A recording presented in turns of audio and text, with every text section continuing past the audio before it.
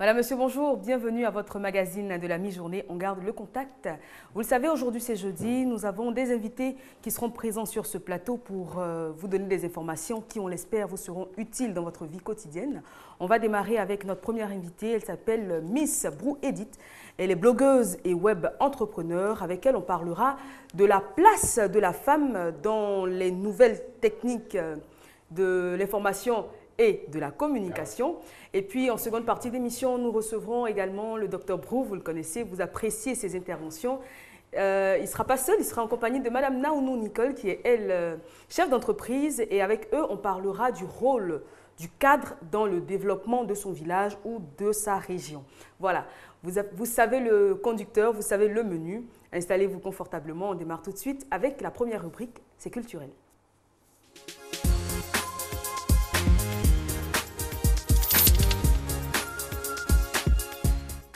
Miss Brou, bonjour. Bonjour, Eva. Bienvenue. Merci.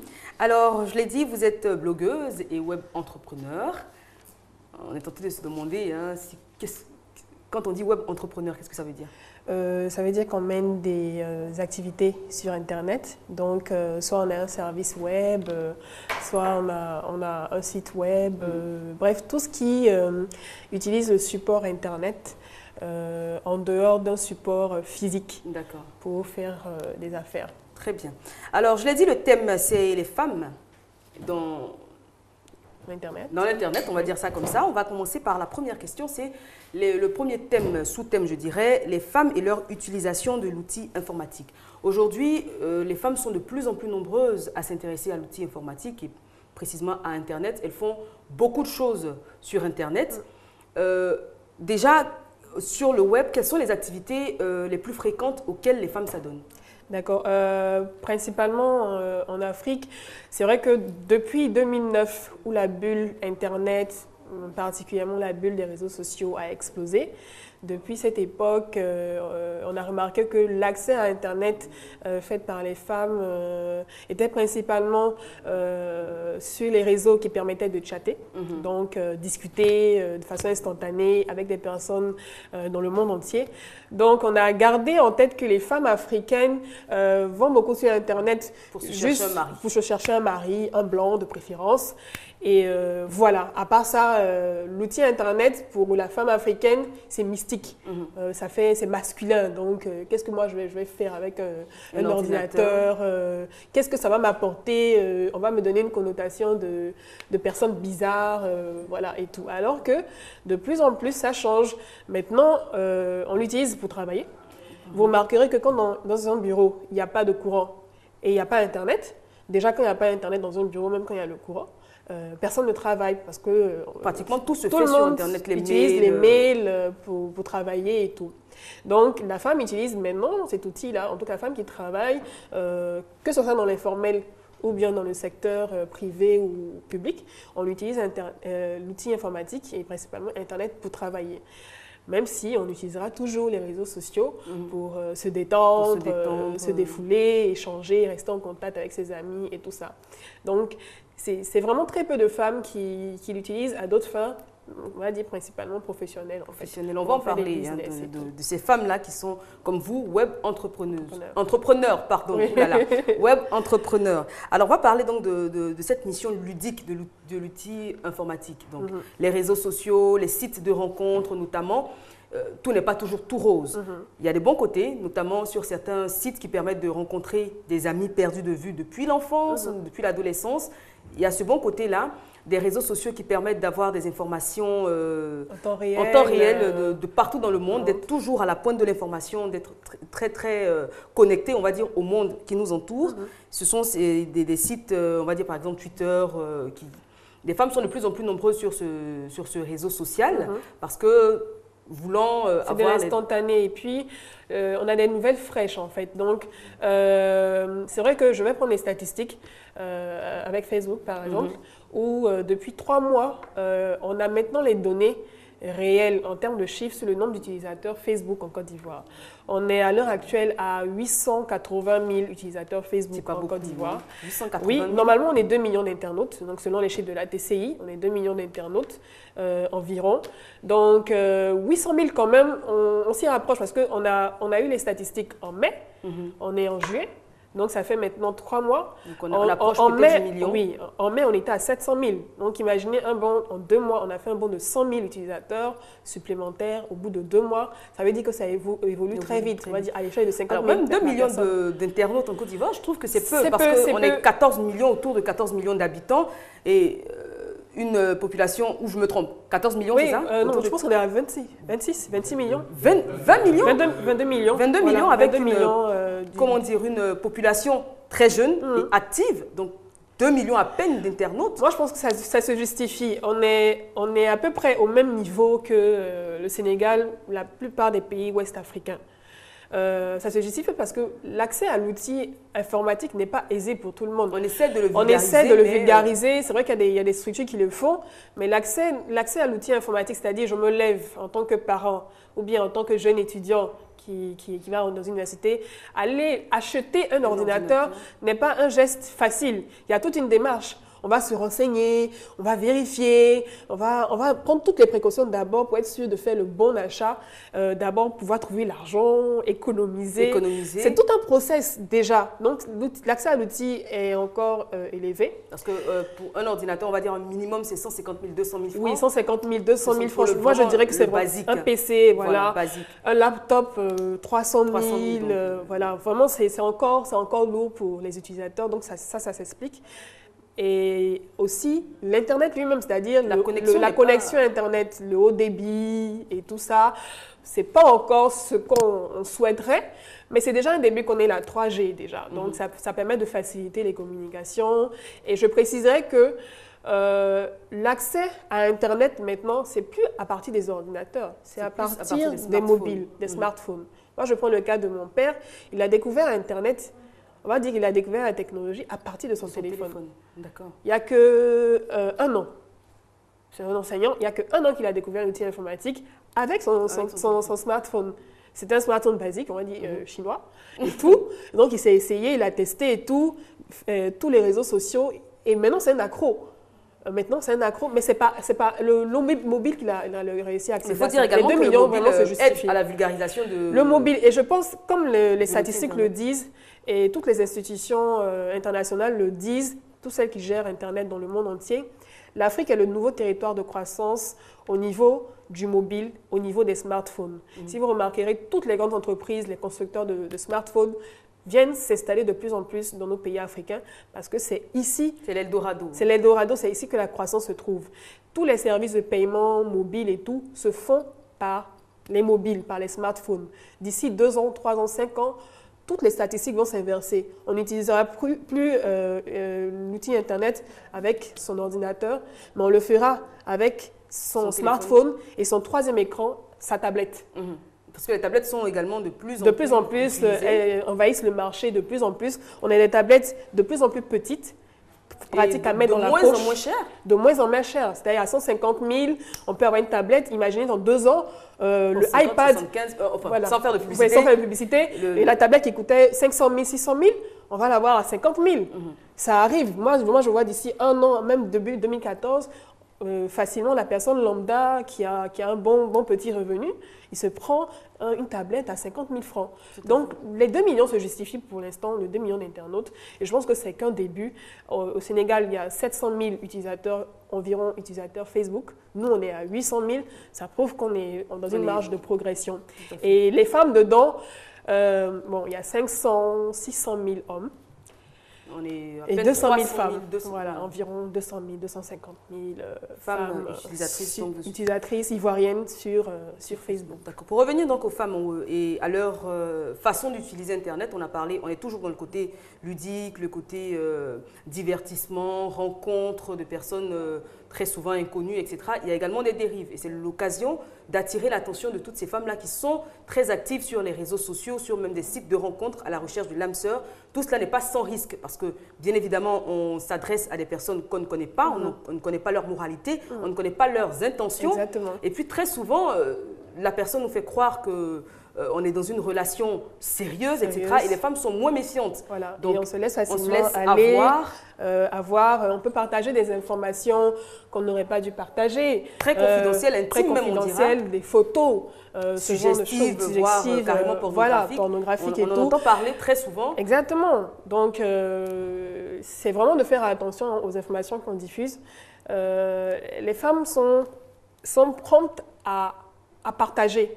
Donc forcément, ça se ressent sur leur profil de réseaux sociaux facilement, alors qu'on a la possibilité de rendre confidentiel ce qu'on ne veut pas partager. Alors, dites-moi si je me trompe. J'ai entendu dire que tout ce qui appartient à tout ce qui passe sur Internet ou même sur Facebook appartient à Facebook non, en fait, pour l'éternité. Même si on supprime la photo, eux, ils l'ont encore dans leur fichier. C'est une clause en fait, c'est-à-dire que si vous rendez des données confidentielles, vous avez précisé par exemple avant de publier un statut, ou bien avant de publier une photo, que vous avez marqué que cette donnée, vous ne voulez pas qu'elle soit vue par celui-là, ou mais qu'elle soit privée, Facebook n'a pas le droit de l'utiliser. Mais si vous marquez que c'est public, du moment que c'est public, ça tombe dans le domaine public, ça donne dans le domaine public, ça appartient à Facebook. Et ça appartient à toute personne qui on le dit parce que là, ce sont les vacances. Les jeunes donc, sont en vacances. Ils ont tendance à faire quelques excès, des photos de fêtes, des photos dénudées qu'on publie avec fierté pour le moment. Mais je veux dire, dans 10 ans, dans 15 ans, aujourd'hui, même quand on cherche un emploi, il y a une recherche qui se fait sur Internet. Donc, dans 10 ans, on risque d'avoir beaucoup de pleurs. Tout ça, c'est pas faute d'avoir prévenu. Voilà. Tout ça, c'est l'identité numérique, c'est-à-dire c'est de bien gérer son identité numérique. C'est-à-dire chacune d'entre nous, en fait, doit pouvoir, en tant que, pas forcément expert, juste se renseigner. Comme tu l'as dit, dans 1 an, dans 2 ans, ça a commencé même maintenant quand tu quittes un entretien d'embauche, mais quand tu quittes un rendez-vous, la personne a le réflexe, en fait, de checker, comme de checker. Forcément, moi j'ai le réflexe de checker. Le recruteur, il a le réflexe de checker pour voir un peu si la personne qui va embaucher est très internet friendly, elle est dynamique et tout, se renseigner sur sa vie privée et tout. Donc forcément, si tu vois une photo de toi à demi nu, ivre, parce que oui, c'était juste pour le fun. Bon, tu l'as rendu public, c'est vrai, mais derrière, après, bon, lui qui voulait t'embaucher, il va peut-être te faire freiner, en fait. Donc, c'est de faire attention. En tant que femme, c'est de faire attention à notre identité numérique et de bien la gérer, parce que tout ce qui va sur Internet va rester pour l'éternité. Ad vitam aeternam. Voilà, ad vitam Alors, aeternam. petite question, avant d'entamer le second sous-thème. Est-ce qu'il y a une façon de nettoyer son identité numérique? Je veux dire, une fois qu'on est, parce qu'on est victime souvent de calomnies, on ne maîtrise pas toujours, même si ce n'est pas nous qui mettons les informations sur Internet, on peut être victime de calomnies avec photos à l'appui, etc. Est-ce qu'il y a un moyen, une fois que le mal est fait, de réparer ça et puis de nettoyer, de se faire une nouvelle identité numérique? Bien sûr. Dans ce que je fais, c'est-à-dire le community management, il y a ces techniques-là. C'est-à-dire que la personne qui gère votre identité numérique, ou bien vous-même, si vous avez un commentaire négatif qui a été placé, je prends une anecdote, je connais quelqu'un qui a un commentaire qui existe depuis très longtemps dans ce domaine d'activité, et la personne a fait une prestation que je crois que quelqu'un n'a pas aimée. Donc la personne a fait un commentaire. Donc quand on tape le nom de cette personne, ça apparaît en premier sur Google, en premier en tête, depuis des années. Hein.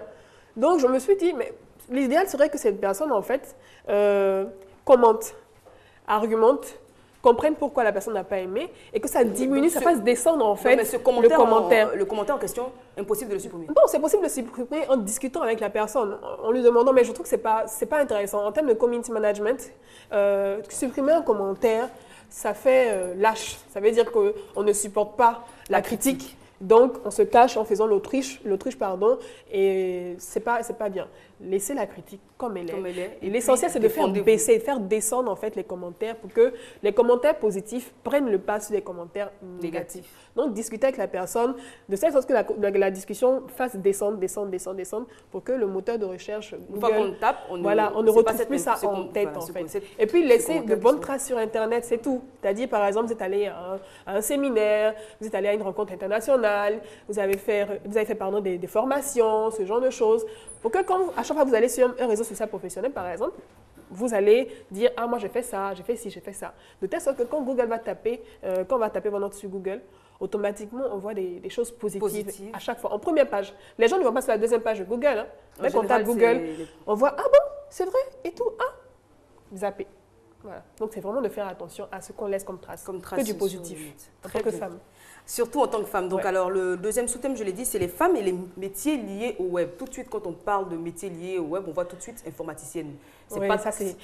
Je ne vais pas me mettre à dos mes amies informaticiennes, mais c'est vraiment, si vous voulez, c'est pas la préhistoire de... La préhistoire, je dis informatique et web, c'est différent. Oui.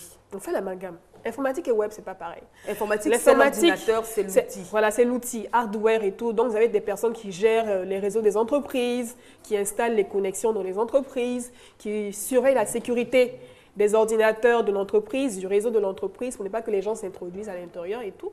Maintenant, il y a le web. Le web, moi, je ne sais pas coder. Je ne suis pas informaticienne, je ne suis pas... Non. J'utilise le web pour promouvoir mon métier. J'utilise le web pour faire des services. Donc, je peux utiliser des informaticiens pour travailler pour moi, pour développer des outils pour moi, pour me permettre de gagner de l'argent. Tout à fait. Donc, en fait, c'est vraiment pas pareil. Le web, c'est vraiment le côté... On va pas dire bling-bling, mais ça y ressemble un peu. Mais c'est le côté où c'est le brain, c'est le cerveau. Voilà, c'est le marketing, c'est la communication, c'est tout. Et l'informatique, c'est vraiment tout ce qui est technique et tout. Donc, les deux sont différents. Et les femmes, liés. Les deux sont liés parce qu'on dépend dépendant l'un de l'autre. Voilà, on dépend d'eux. Et voilà, chacun dépend de l'autre. Et les femmes dans l'informatique, en 2009, c'était vraiment très peu. On en trouvait très peu. Même les formations à la base pour pouvoir devenir informaticienne, c'est la mathématique pure et dure. Donc, tu vois, dans les classes à l'université de maths, tu verras 2 ou 3 filles qui tiennent le coup, quoi. Sinon, tu ne verras pas beaucoup. Et c'est maintenant que ça vraiment, moi je vois beaucoup de développeuses ivoiriennes. Hein. Il y a un groupe de développeuses qui se sont associées, elles sont très jeunes, elles ont maximum 20 ans. Elles se font appeler les Amazones. Je ne sais pas si c'est toujours le même nom qu'elles ont gardé. Elles sont sur Twitter également. Mais elles se retrouvent, elles font des rencontres. Dernièrement, je crois qu'elles étaient dans un pays comme le Kenya, où elles sont allées présenter une application, un truc de Google, un événement de Google, je crois. Donc, ça bouge. Les informaticiennes sont là. Et il y a également les métiers du web. Dans les métiers du web, il y a les community managers.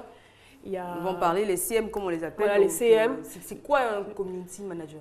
Un community manager, c'est la personne qui est chargée de gérer l'identité numérique d'une marque sur les réseaux sociaux et sur le web. Et souvent d'une personne D'une personne, c'est-à-dire que personne morale, personne physique et tout. Le community manager, si vous voulez, c'est le porte-parole. Donc, c'est le gardien de la marque sur les réseaux sociaux et sur Internet. Dès qu'on dit du mal d'une marque, c'est cette personne-là qui est chargée de faire de telle sorte qu'on n'en dise que du bien, de surveiller tous les commentaires qui se disent sur une personnalité ou sur une entreprise, sur une marque. Et c'est cette personne-là également qui réfléchit. Elle est rémunérée, évidemment. Bien sûr. Ça nourrit son homme. En tout cas, de plus en plus, ça nourrit son homme. Malheureusement, en Côte d'Ivoire, on ne compte pas beaucoup puisqu'il n'y a pas de formation, en fait, à la base.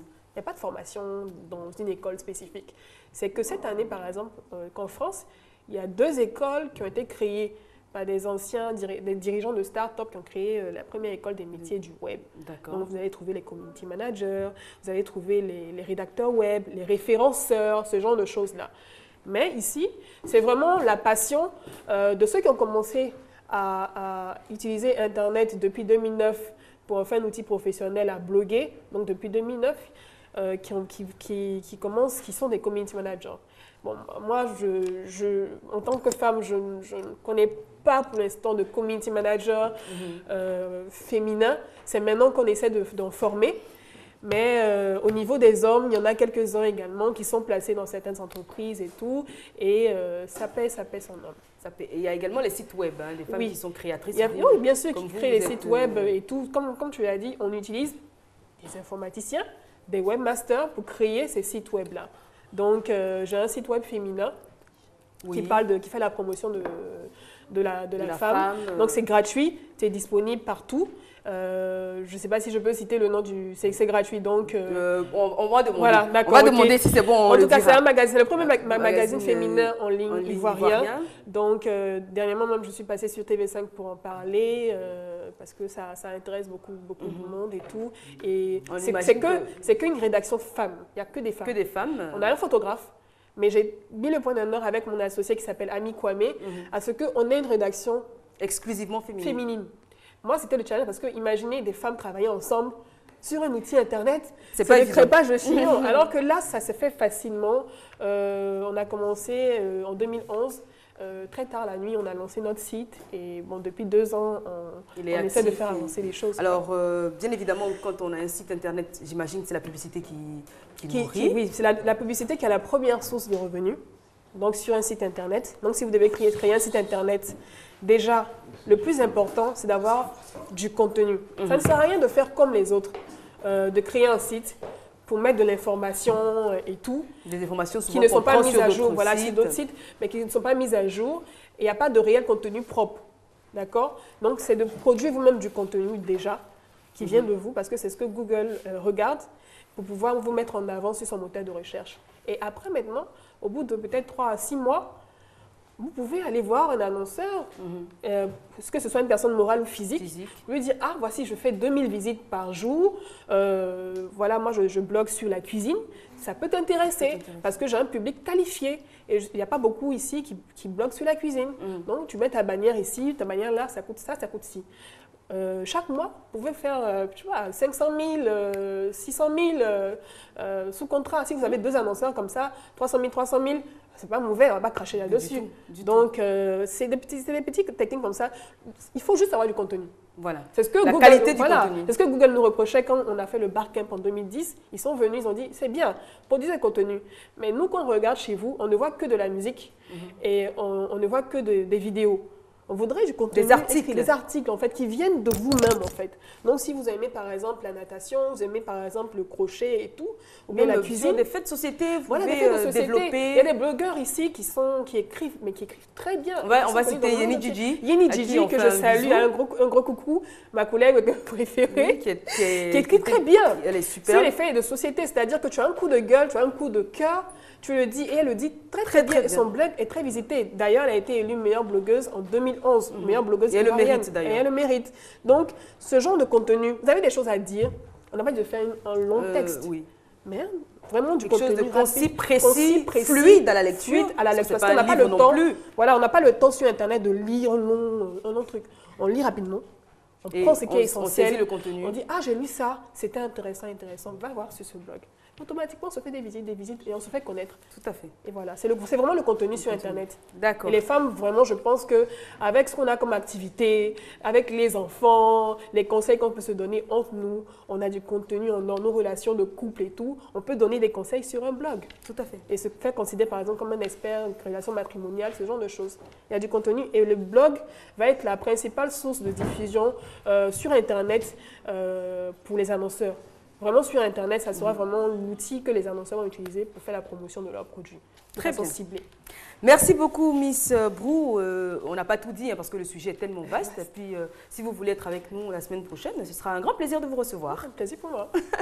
Merci encore une fois et puis très bonne journée. Merci beaucoup.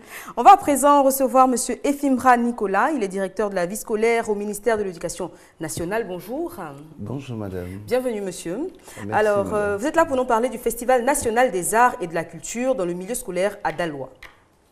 Oui, madame. Et je voudrais d'entrée vous dire merci. Merci, directeur général de la télévision, au nom de madame le ministre de l'Éducation nationale et de l'enseignement technique.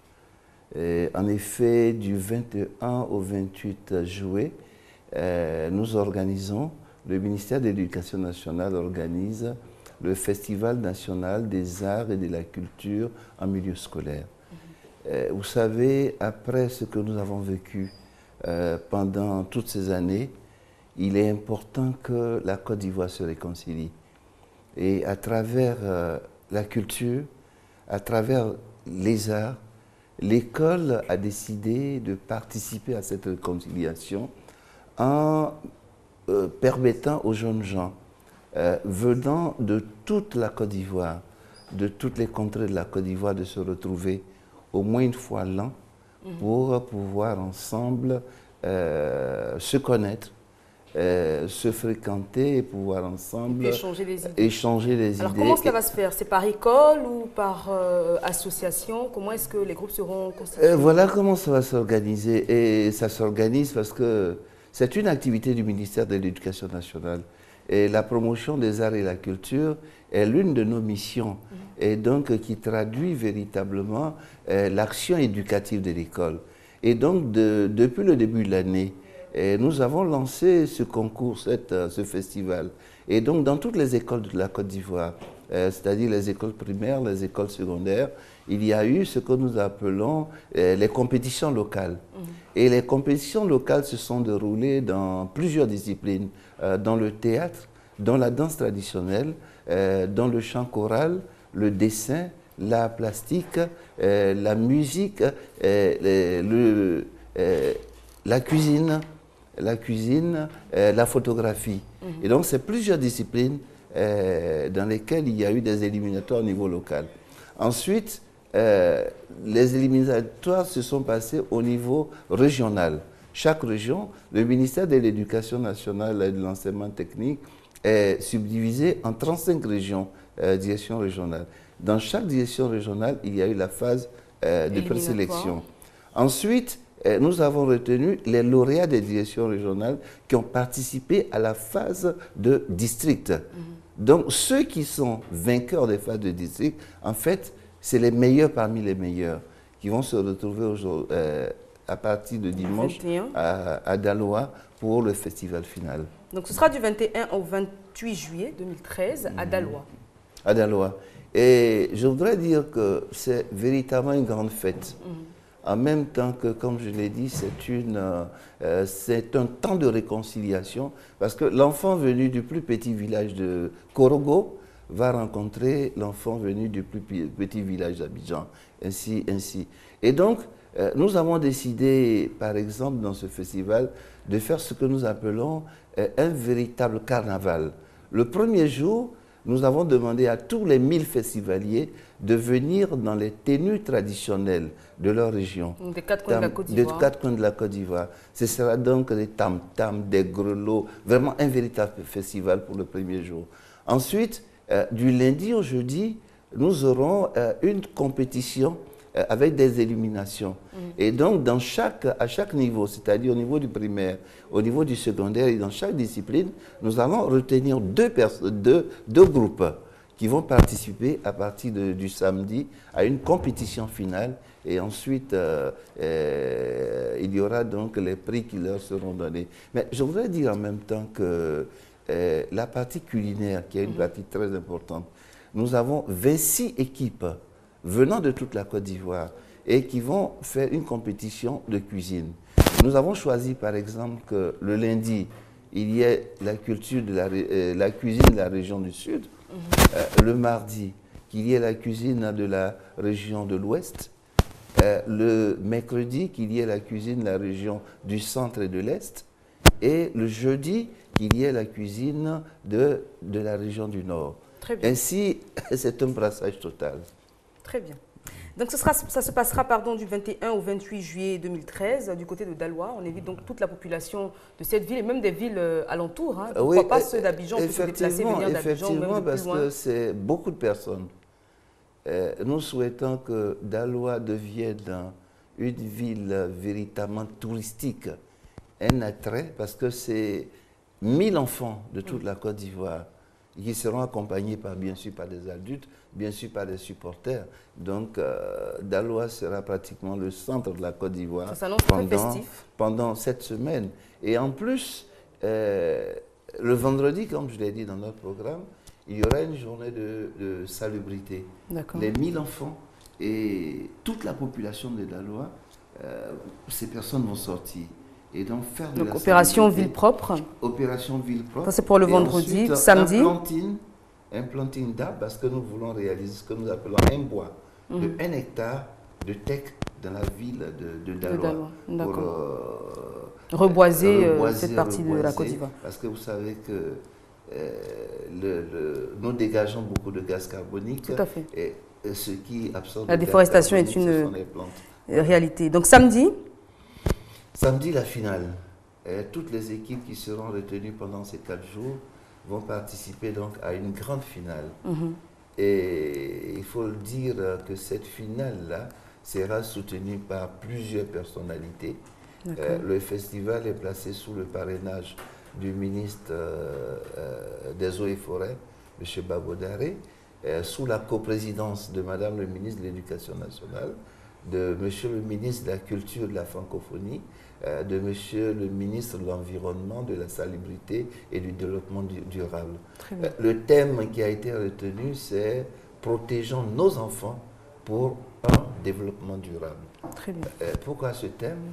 Parce que, vous le savez, depuis plusieurs années, nous avons agi de telle façon que aujourd'hui nous en subissons les conséquences. Et demain, les enfants le réchauffement climatique.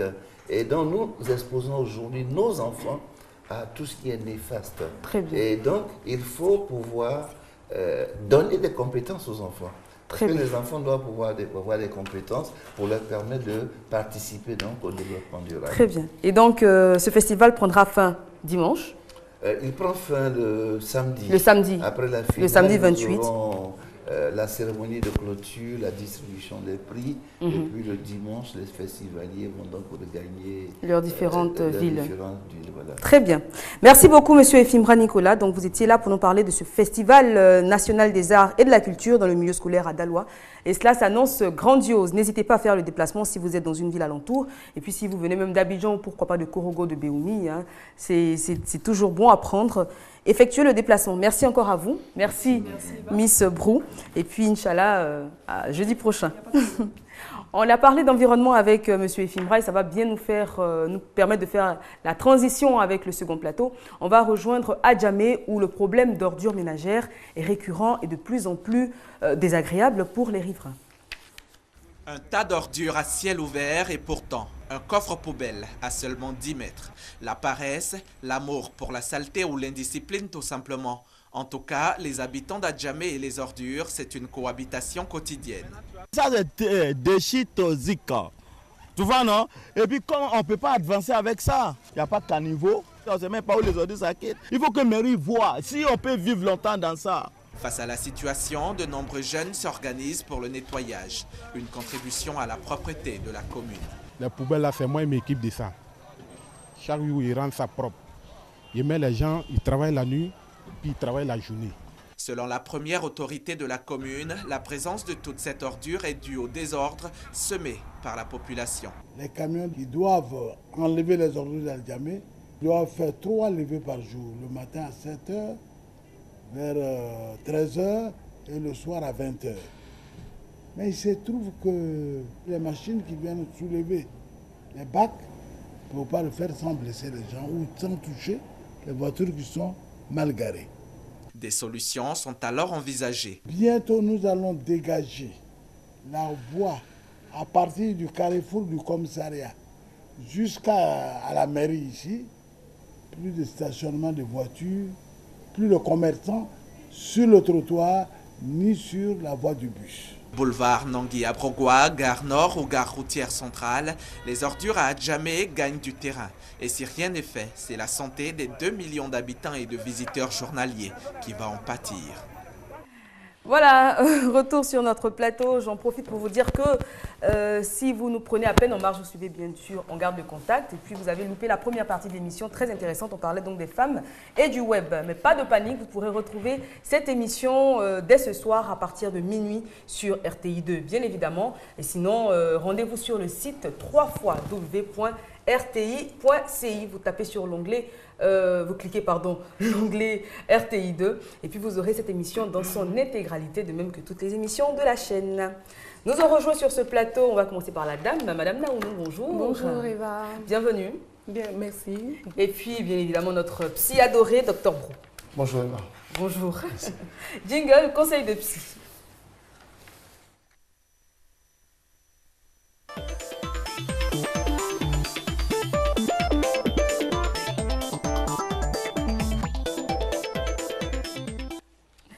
Alors aujourd'hui, le thème, c'est le rôle du cadre. On a un peu amorcé ce thème quand on parlait la semaine dernière de ces personnes, enfin, de nous, qui nous rendons de moins en moins dans nos villages respectifs. Et on parlait donc du rôle du cadre.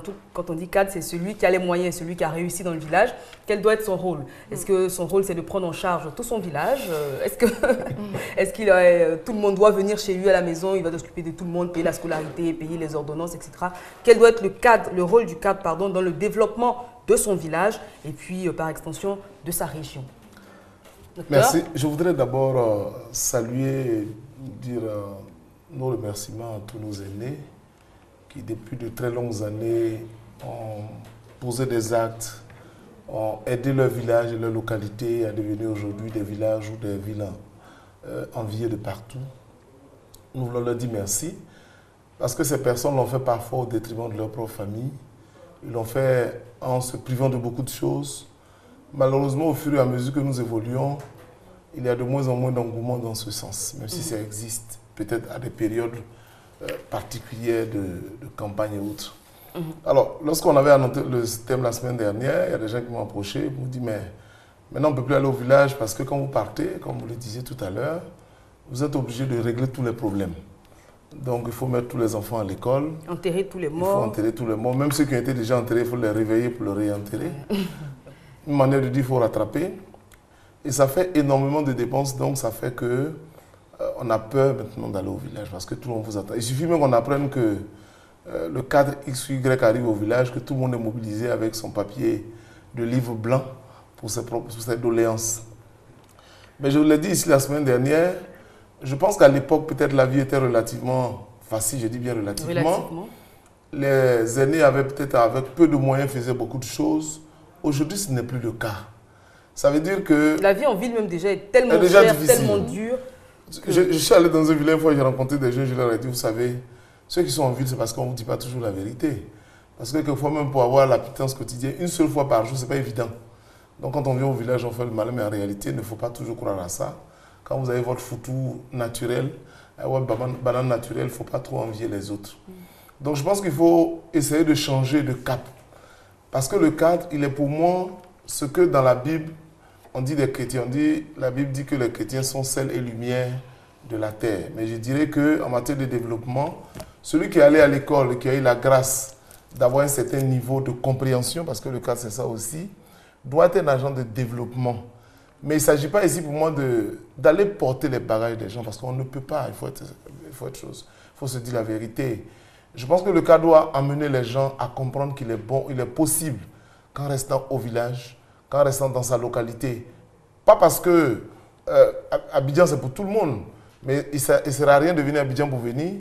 Mais quand on n'a pas de possibilité, on n'a par exemple pas de formation, de qualification pour venir à Abidjan, on peut rester là où on est et être utile. Je crois que c'est dans ce sens-là que les cadres doivent travailler.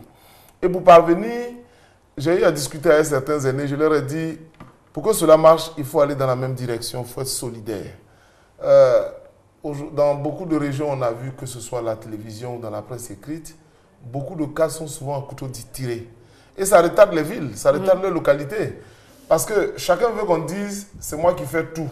Qu'on dise, c'est moi qui suis le leader, c'est moi qui ai construit l'école, le dispensaire. Dans ma réflexion de psy, dès lors que vous arrivez dans une localité, que vous dites c'est moi qui ai fait, ça veut dire que ça ne peut pas aller loin. Ça ne peut pas aller loin. Parce que le cadre qui aide au développement ne doit pas aller dans le sens de dominer, mais plutôt de faire en sorte que toute la population puisse participer au développement. Très bien. Merci. On va prendre l'avis de Mme Naounou sur ce thème.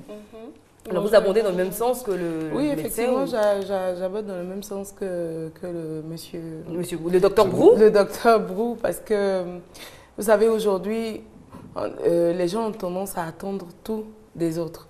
Donc je veux dire, c'est vrai, on attend que le gouvernement affrète des fonds pour qu'on puisse développer nos régions, mais ça doit commencer, les cadres de nos différents villages doivent d'abord donner l'exemple. Et comme il dit, mettre de côté cette envie, enfin comment je dirais ça, on est trop individuel, comme il a dit tout à l'heure, Monsieur Kwame, c'est le DG par exemple du port, il veut être le seul à développer, voilà, donc, par exemple, je ne sais même pas si c'est le DG, voilà, donc, j'ai dit Kwame en tant que Baoulé, quoi, donc,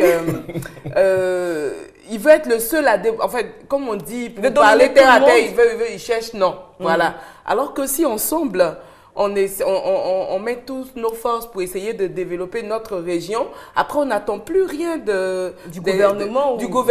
Ou bien, par exemple, pourquoi est-ce que la région du centre, tous les cadres de la région du centre ne se mettraient pas ensemble, bon, je rêve un peu, hein, pour développer leur région, ainsi de suite. Comme ça, on irait plus de l'avant, tout à fait. Voilà. Parce que souvent, il y a dans les villages, on a besoin de pas grand-chose pour avoir, par exemple, l'eau potable, faire faire une adduction d'eau potable. On attend forcément que le gouvernement le fasse, alors que les fils du village, à 3, 4, ils peuvent s'y mettre et puis réaliser ce projet. Moi, dans ma compréhension, il ne s'agit plus aujourd'hui, c'est mon approche, de dire que le cadre doit développer.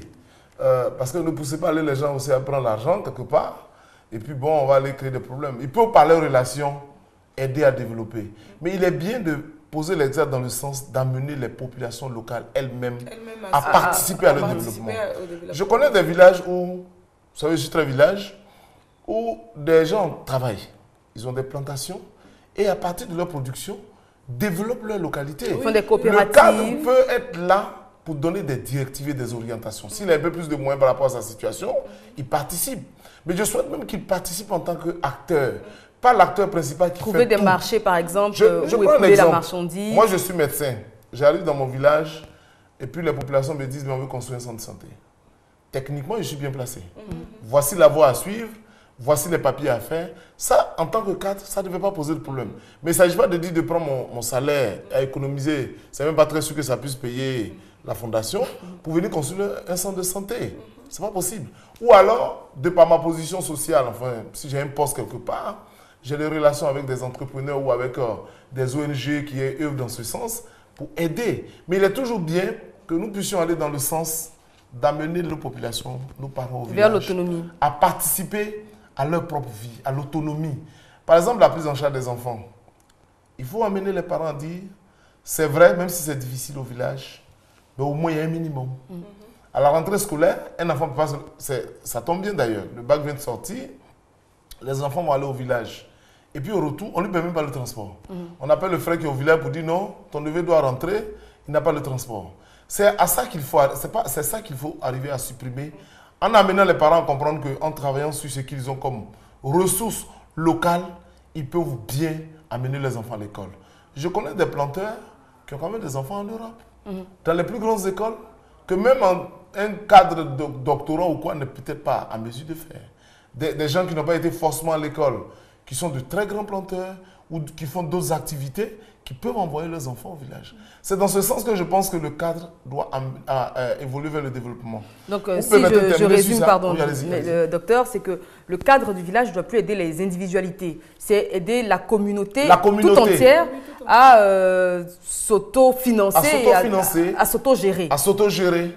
Vous avez vu, quand le cadre il est seul et qu'il agit, ça tient le temps de sa vie. Personne ne sait quand il va partir.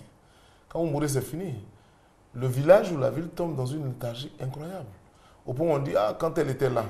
Donc, pour prévenir, il serait souhaitable que, si j'ai plus de moyens, je le fais, c'est vrai, mais de permettre ou d'encourager les autres, les encadrer dans le sens de participer à la construction de notre localité. D'accord, docteur. Alors, c'est bien beau de parler comme ça, parce que là, on s'adresse à des populations urbaines, quelquefois pas toujours rurales, dans une très petite mesure.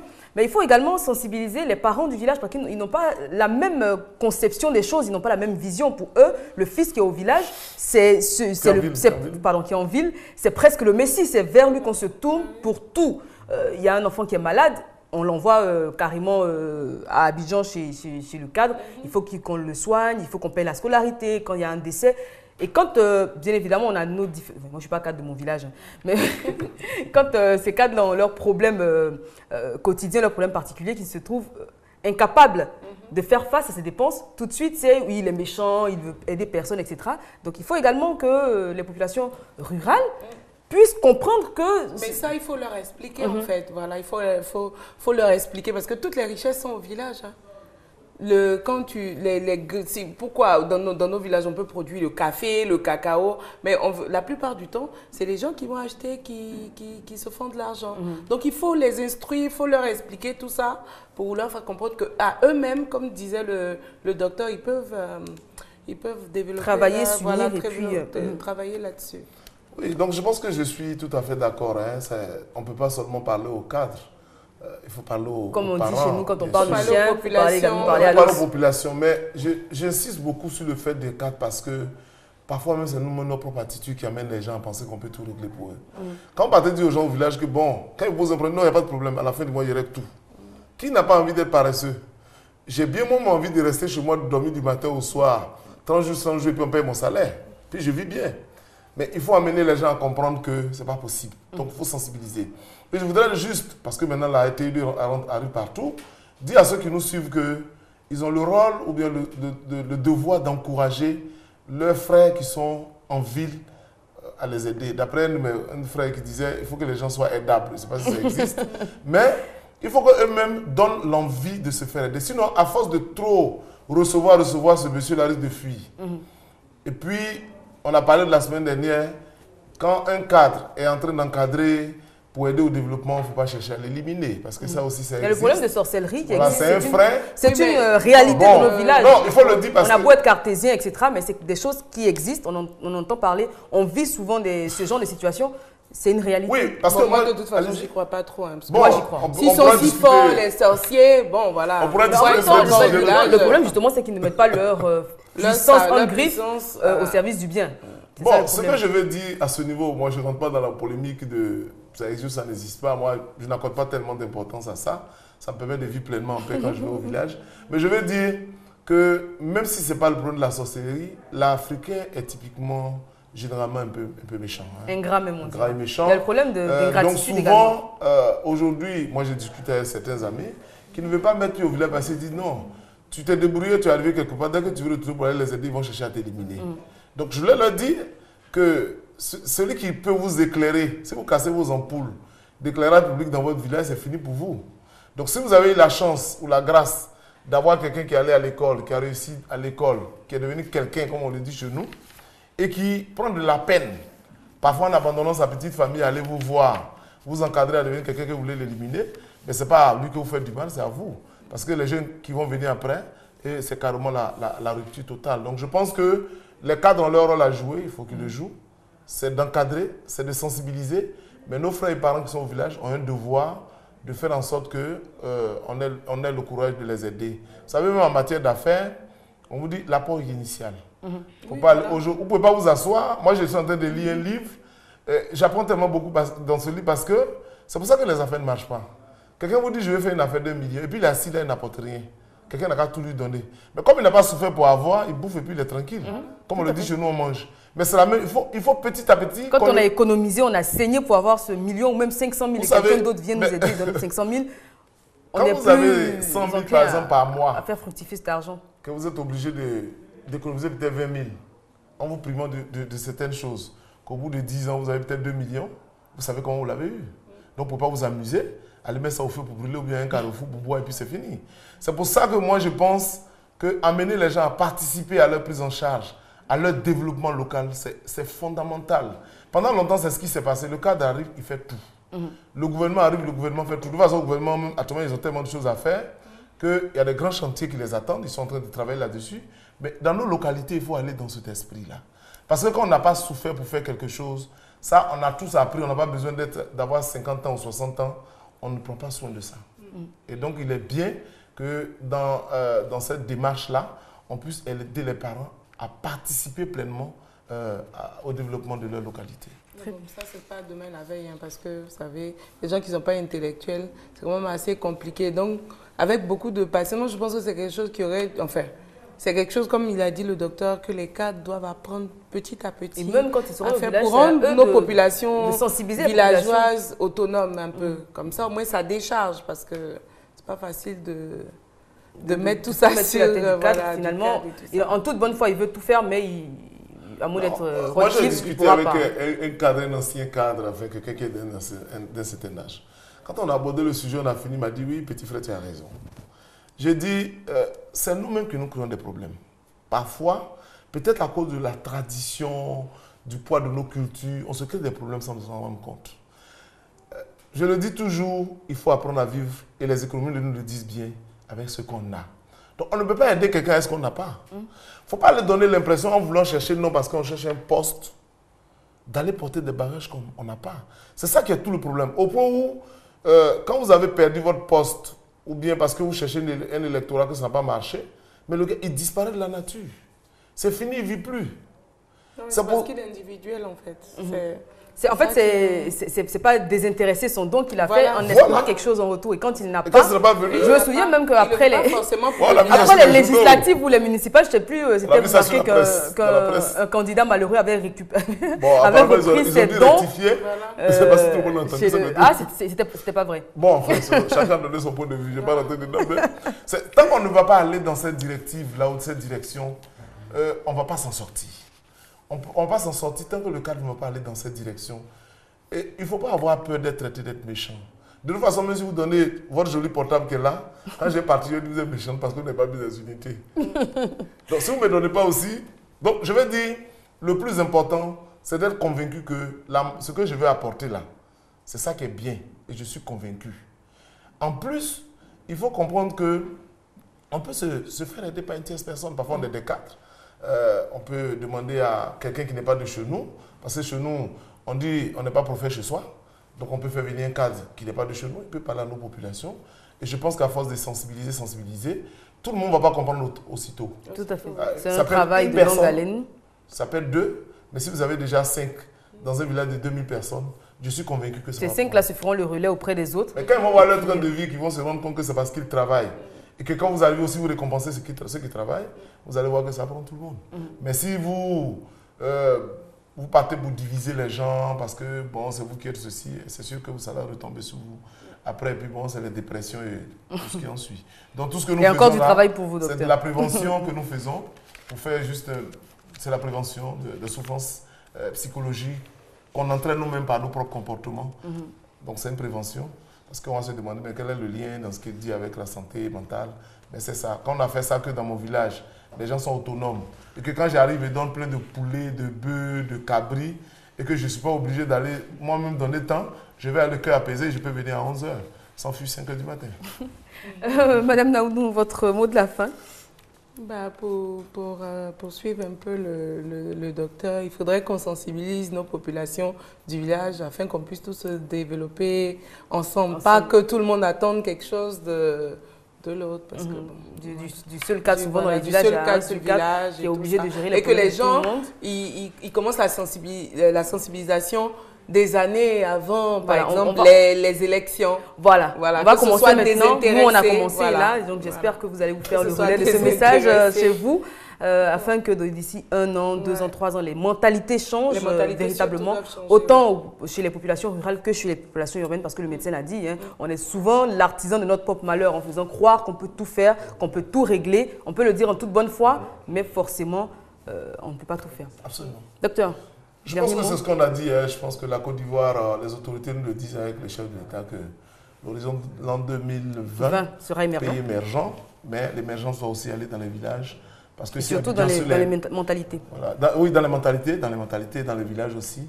Parce que si Abidjan serait émergent, c'est sûr que les problèmes vont demeurer. Donc il faut aller travailler dans les mentalités pour que les populations les plus reculées ou les zones les plus reculées participent à cette émergence, pour que ce soit valable pour tout le monde. Très bien. Merci, docteur. Je vous en prie. Alors, très chers téléspectateurs, nous sommes pratiquement à la fin de notre magazine. Nous sommes même à la fin. Je rappelle que nous étions en compagnie de Miss Brou Edith, blogueuse et web entrepreneur, avec elle on a parlé de la place de la femme dans les techniques d'information et de la communication. Et puis nous avons eu à prendre langue avec M. Efimra Nicolas qui nous parlait. Je rappelle que le Festival national des arts et de la culture dans le milieu scolaire à Daloa se tiendra du 21 au 28 juillet 2013. Et puis à l'instant, Mme Naounou était en notre compagnie avec le Dr Brou et avec eux on a parlé donc du rôle du cadre dans le développement de son village et de sa région. Merci pour votre fidèle attention. On se retrouvera dès demain 13h15. Restez connectés sur RTI2, nos programmes se poursuivent.